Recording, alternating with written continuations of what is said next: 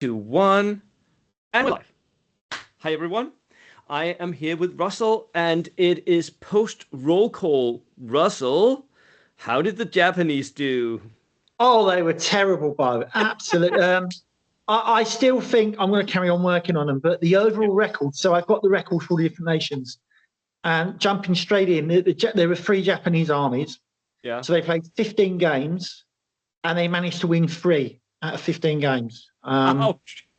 So yeah, they're not working very well. It's fair to say that was by far the worst performance Yeah. for the armies there. Oh. Yeah, I got 2 of those 3. Yeah. I was pretty close in a couple of others, so I'm going to keep working on them. But Okay. but yeah, they are not doing what they're meant to at the moment. No.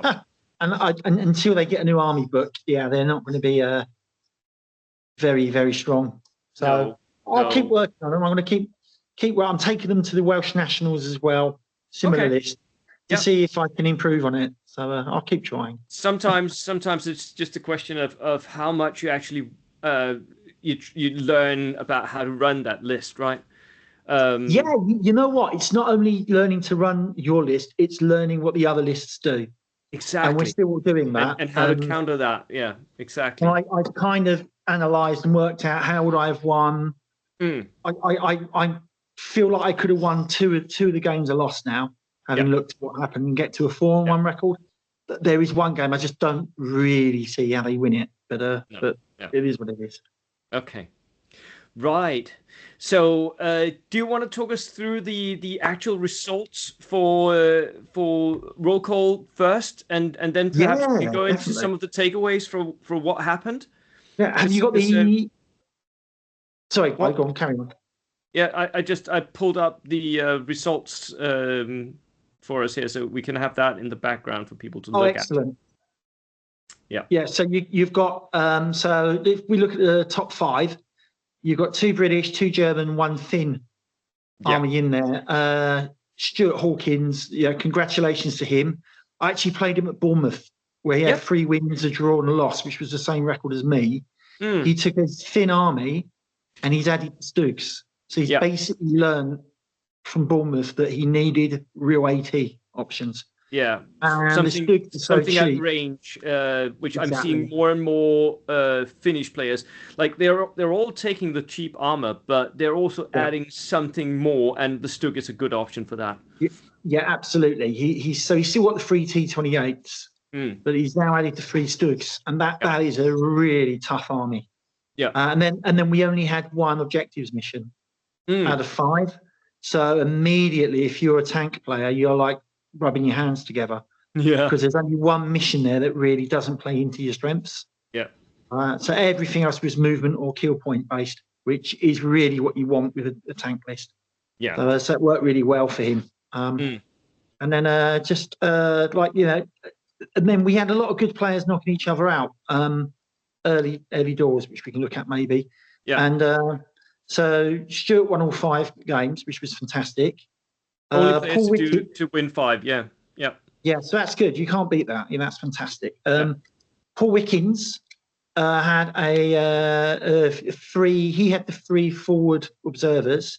He wins 4 out of 5 games, including 1 against me, where he really did pummel me. Absolutely pummeled me. His loss was to Johnny Curran in round 2. And Johnny Curran, if you look at the results, came, was it 4th or 5th? He came 4th. Yeah. 4th, yeah. So there you go. So Johnny won his first 3 games. So a really good day. And I will get to Chris in 3rd. Johnny in 4th. He won 3 games. And then he got 2 draws at the end. Against one of them against a guy called Mike Jones, who came 6th. And so they were cancelling each other out.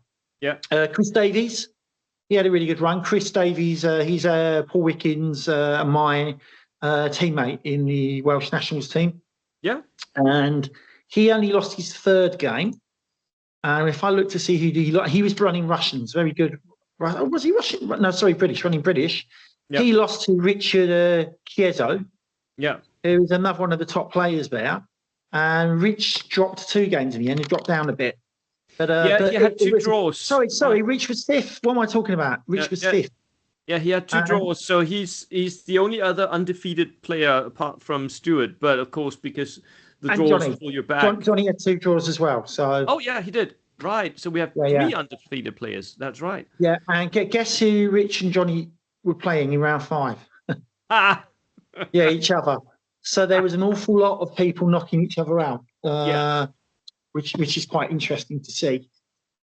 So yeah, there is at least it means the top players all playing each other, Mm. more or less. Stuart kind of tiptoed through the middle of that and managed to avoid most of the better recognised players. Right. But yeah, you can only beat the people in front of you. Other You have people to were doing well, and he play in went and he front beat of them. you. Right. Yeah. Yeah. So So if we're just looking at Stewart's, he starts out against Grant Murray, right? yep. And then second round he And that plays. was the first mission was a kill point mission. Yeah. Right. And just on the first round, while we're on it, Gary Morgan, who was kind of one of our favourites for the tournament, Yeah. with a very good finish list that he's still learning, Yeah. he runs into Ben Andrews, and Ben Andrews is running the 8 dice 2 Pershings list. Oh. And so that was the one mission no one wanted to play Ben on. Yeah. And so Gary was kind of unfortunate in that he drew that list on that mission. If he plays Ben on any of the other 4 missions, I think and Ben would agree. Yeah, Ben's a very good player, but Ben would say with that list, that was the only mission he was going to be winning on probably. So that was, kind of a little bit of scissors, paper, stones, and that immediately meant Gary was kind of out of the running. Yeah. After one game, because I had not placed money on, but I had betted that I think Gary would do well, and he really didn't. Yeah, well, he ran into that issue on round 1. The other issue is he's still learning his list. It's the first time he's taken it to the tournament, and I think even a good player as good as Gary, he won his second round, so you can think, okay, he's back on schedule, and then guess who he played third round? He played me on a key objectives mission. Oh no! And I won that against him. I know him really well, so kind of that was a very close game. But it means on day 1 he's won 1 game and lost 2. And one of the losses was basically against the list that, if run well, was going to beat him all the time. Yeah. And then the third mission, he was a bit unlucky. He was basically running my finish list against me on a mission that's better for me. And I know the list really well. So he ends up being knocked out on day 1 from the tournament, in effect. So that was just getting back to Stewart here. We can see in round 3, Stewart faces off against Jake Taylor. I have no idea who Jake Taylor is. Jake Taylor kind of plays through at the Southend Club quite a lot, and he took a nice Polish list. But again, it's a list Jake's not played a lot. Yeah, Jake's not a bad player. I've got a feeling Jake had 2 wins, 2 draws, and a loss. So that's a pretty good Polish record. is a difficult army to play if you haven't practiced. Yeah, exactly. And he's going to struggle to hurt Stuart's tanks with the list he took. He had very little strong AT. So that was quite a useful matchup, I guess. Yeah. But it meant Stuart fair play. He was unbeaten on day 1, as was Johnny Curran. Yeah. So a couple of early front runners. And then we go into day 2. Stuart is then playing Martin Knowles, and Johnny is playing Mike Jones. So Finns against Finns here, and Finns against Finns there. Well, Stuart, Martin Knowles was running the British list, actually. I don't know if it says Finns, but it was British.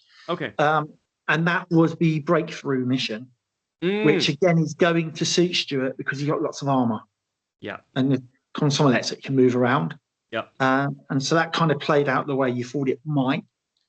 And then Johnny is obviously against a very tough. Well, Mike Jones had a very nice list, finish list again. Yeah. And those 2 remarkably got a draw. You don't see many draws and breakthrough, but that's what happened. They're both driving past each other, probably waving as they scored points.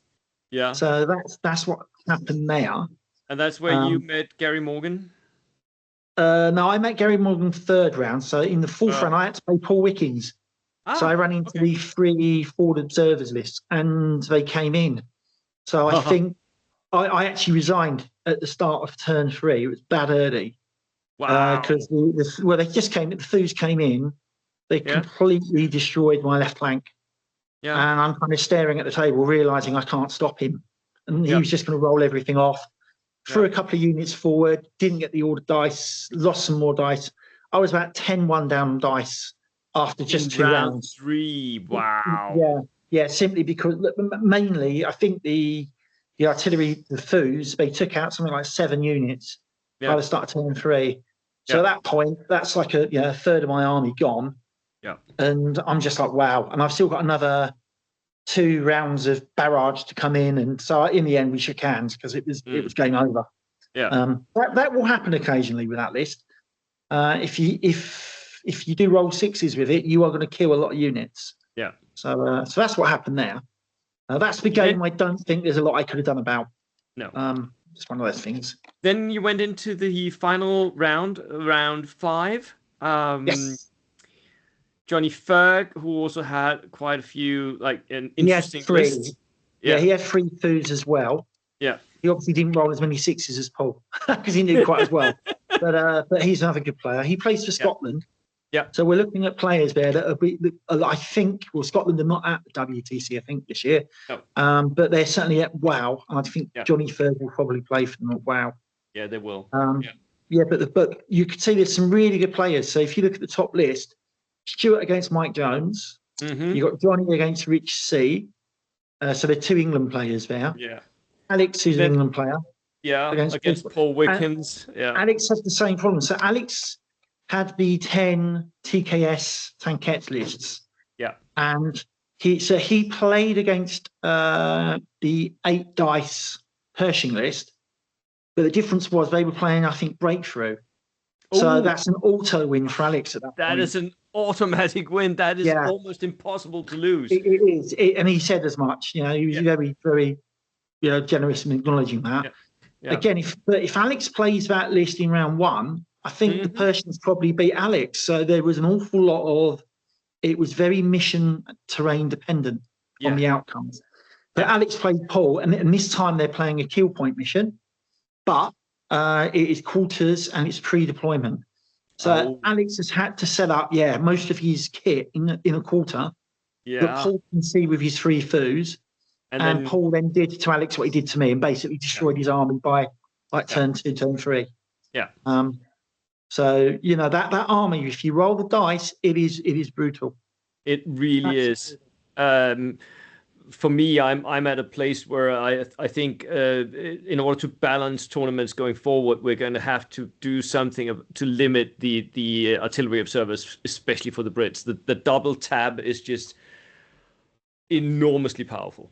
Yeah. I think that's the one thing we're seeing, that the British players that are recognising that are using them really, really effectively. And they're kind of horrible to face because you're like, well, what's my counter? Or can I spread out? Certain missions you cannot. If you're playing a quarters mission, you are in big trouble because you can touch pretty much everything in your quarter, because you can't go within 12 inches of the center as well. And there will be people in the comments writing, well, the counter is snipers. No, it's not. Because even though you may have a sniper, I'm not exposing my artillery observer. I'm getting an angle so that I can place down the barrage, but you can't see me. It's not like an air observer. That's right. It's not like an air observer. Right. Yeah. It is possible in theory to place them so they can't see. Yeah. The second point there is you take a sniper. Yeah. Sniper's got a 67% chance of hitting someone, and then about 67% chance of killing. But what Paul Wickens did was to offset that, he took 2 of his own snipers. Yeah. He was the only player who took snipers, and you can see why he did it. Yeah. It was because he knew as long as those foos could get the barrages in, and he rolled a few 6s, it was going to be very difficult for opponents to do something. Yeah. So that was clever.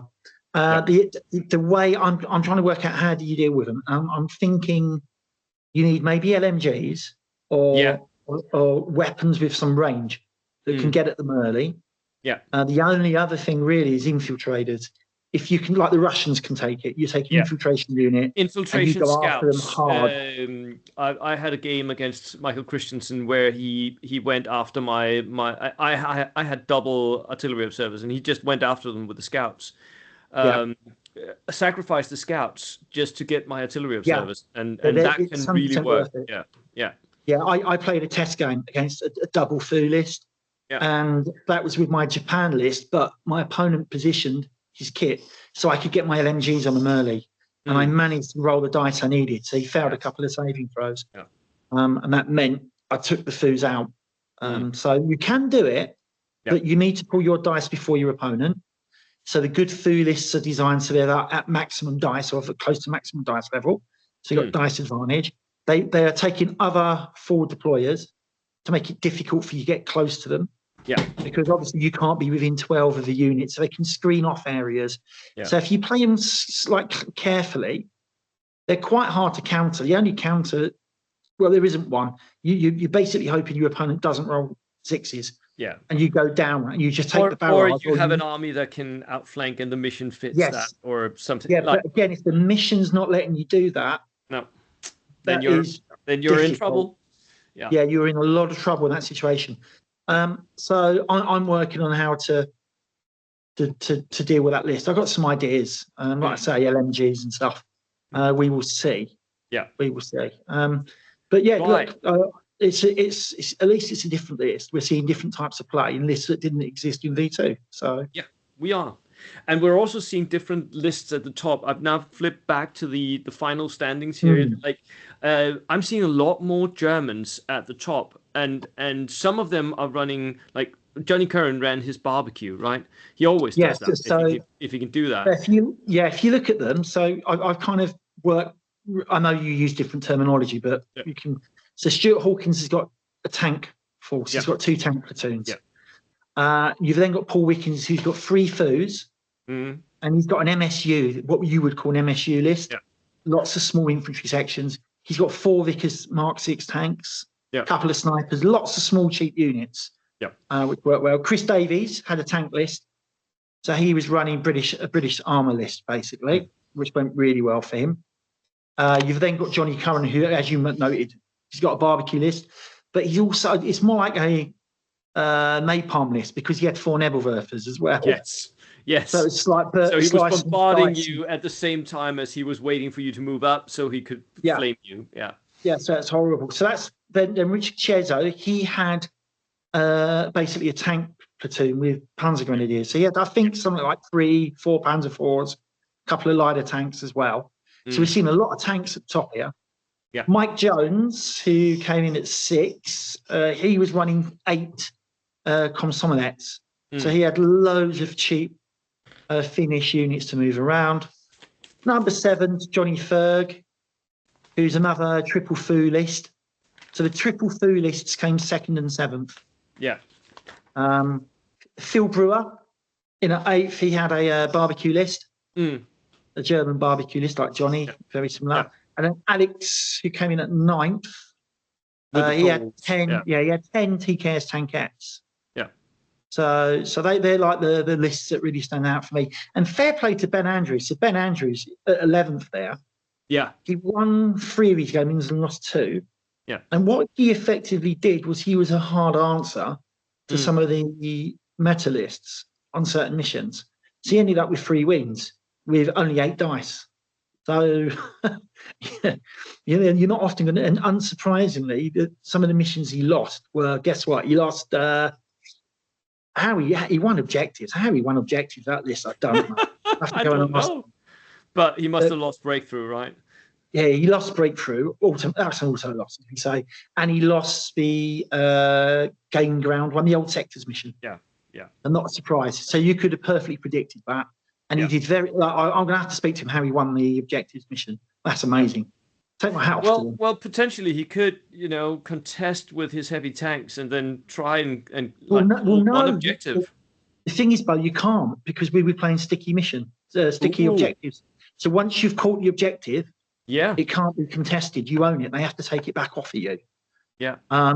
So he's clearly done something very clever. And if he watched his video, maybe he would kindly leave a comment. That would be really nice. Please, Ben, let us know how you did that because he's made what you call Death Star list work really well there.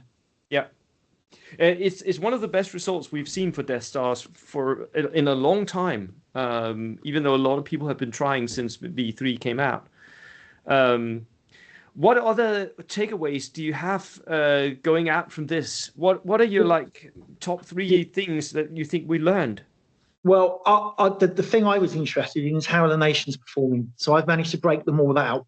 Yeah. And so we can see which is currently strongest, which is weakest. So I'll go through that quickly and give you an assessment of what the nation's doing. Yeah. So if we start with, so I mentioned Japan. So just to wrap up on Japan, shocking. They're not doing well. They won 3 out of 15 games. Yeah. Lost 8 games, drew 4. Yeah. Weren't getting many kill dice. Generally speaking, very poor performance overall. Yeah. But I'm going to carry on trying. Right, the strongest army in terms of average points was Poland. There were 2 Polish players. They got 5 wins, 3 draws, and 2 losses. Yeah. Which was enough to make them the strongest list. But there was only 2 of them. Yeah. So be careful what you read into that. With the British, there were a lot of British players, as you know. There were 10 British players, not quite.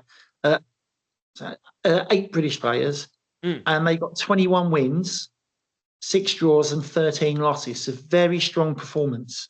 Yeah. And you had lots of.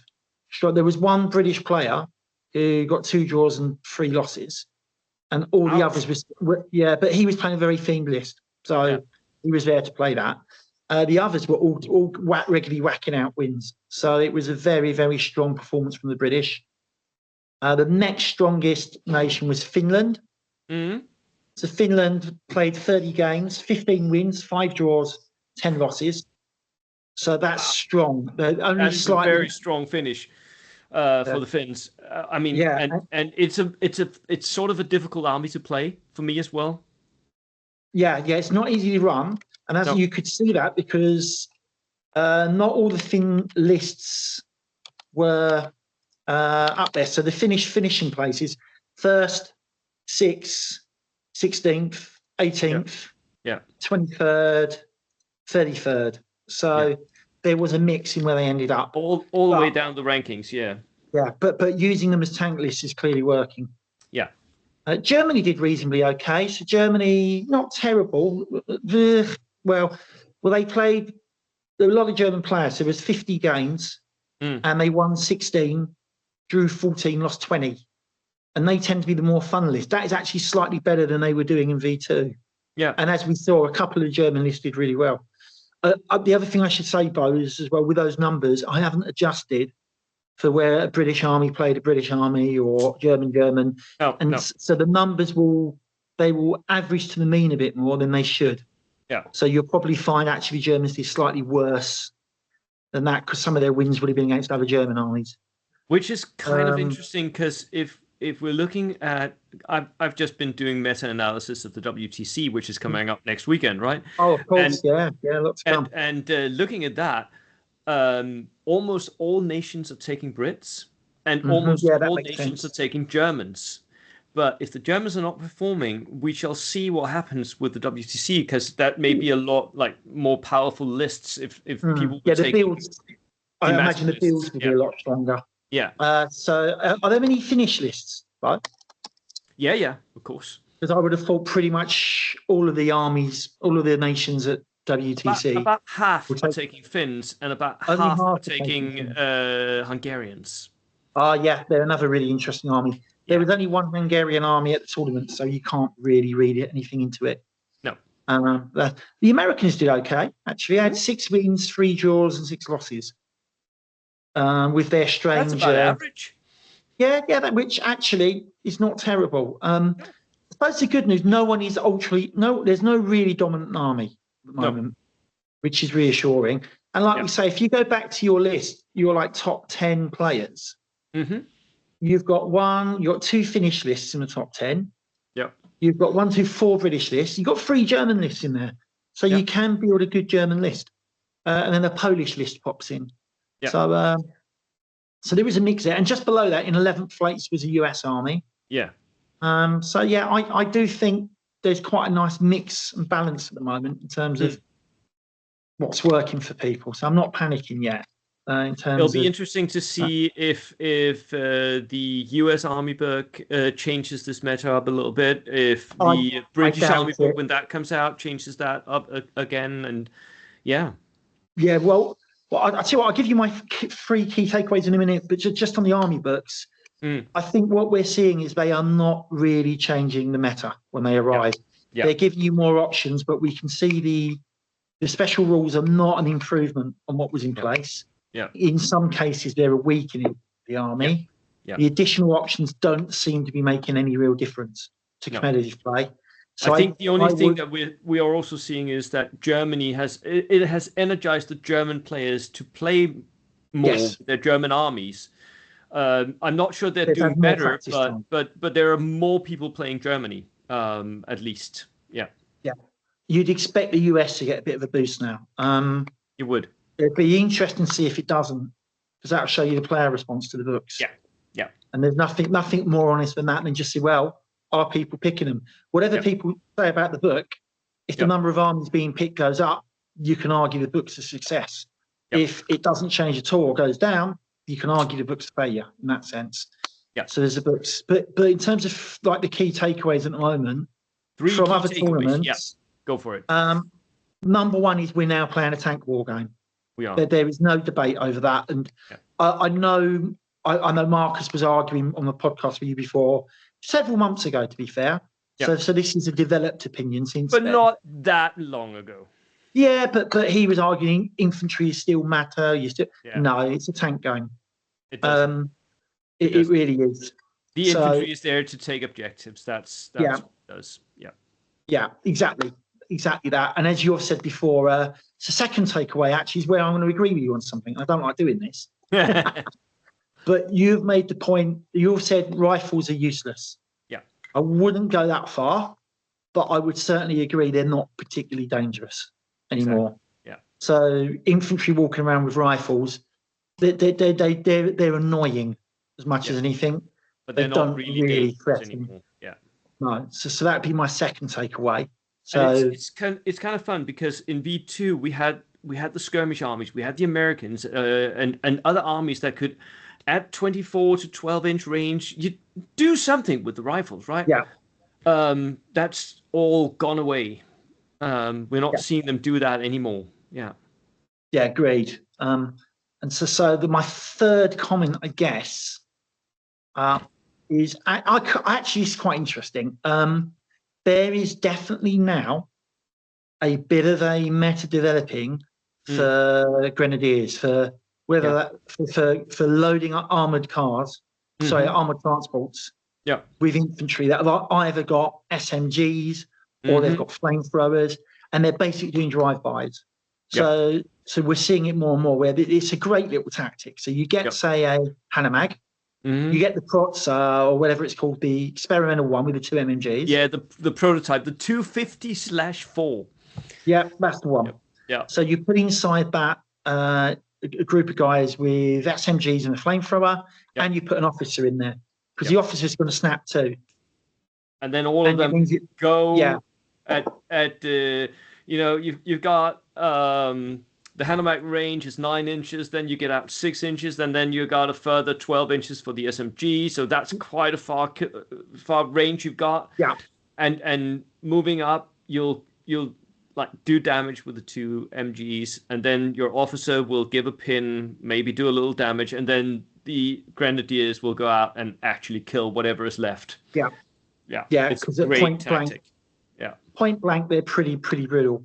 Yeah. So that is definitely developing. So people, should look at that as an option, and it looks great on the table. It really does. It really does. Seeing armored transports with infantry sections jumping out, it does look cool. I imagine it will be worked out. Someone will work out a solution at some point, but for the moment, that is quite a good solution. So one counter for me is, which I kind of did with the Japanese, is large infantry sections that can charge vehicles. Yeah. So if you've got crew, you can get them out. Yeah. And stop that. Or you've got anti-tank guns, like actual guns.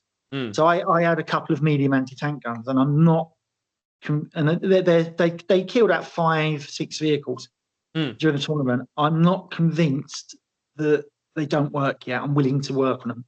Okay. Working. So, but they'd be the 3 takeaways, I guess. So we will see whether people can carry on playing the drive-by list and win with it. Yeah, I think they will, because I'm also seeing that in most of the tournaments I'm analyzing right now. Like I've got a couple of New Zealand tournaments, I've got a couple of American tournaments, and then the WTC, all of that, going over that, and there's a lot of mechanized like drive-by lists. That is a thing. A lot of people are doing it. So in terms of working out, well, where's the counter for it? And I know Al Unicum talks about this a lot up in Scotland. Yeah. I do. We're not seeing a lot of AA. Only occasionally are you seeing AA in lists. Yeah. So taking the double air observers for the US, I think, would be really interesting, because at least it would keep people honest, right? Because that would encourage then that people go back and look at their list and buy some more flags. Yeah, because if they don't, they're going to have some really bad days. So they might take a really, like Stuart Hawkins, who won the tournament, for example. If he runs into a US list with 4 airstrikes, he's up against it. He could win the game, but it's a much tougher game to win for him at that point. Yeah. So that's quite interesting, I think, as a counter. I'm still trying to work out whether you can do an all-infantry counter. So I'm not giving my opponent any tanks to fire at, which is very anti-meta.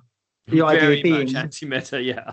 Yeah, but the idea being there, if you want to take tanks, that's great. I'll take anti-tank guns, which I can get a medium anti-tank gun for 70 points.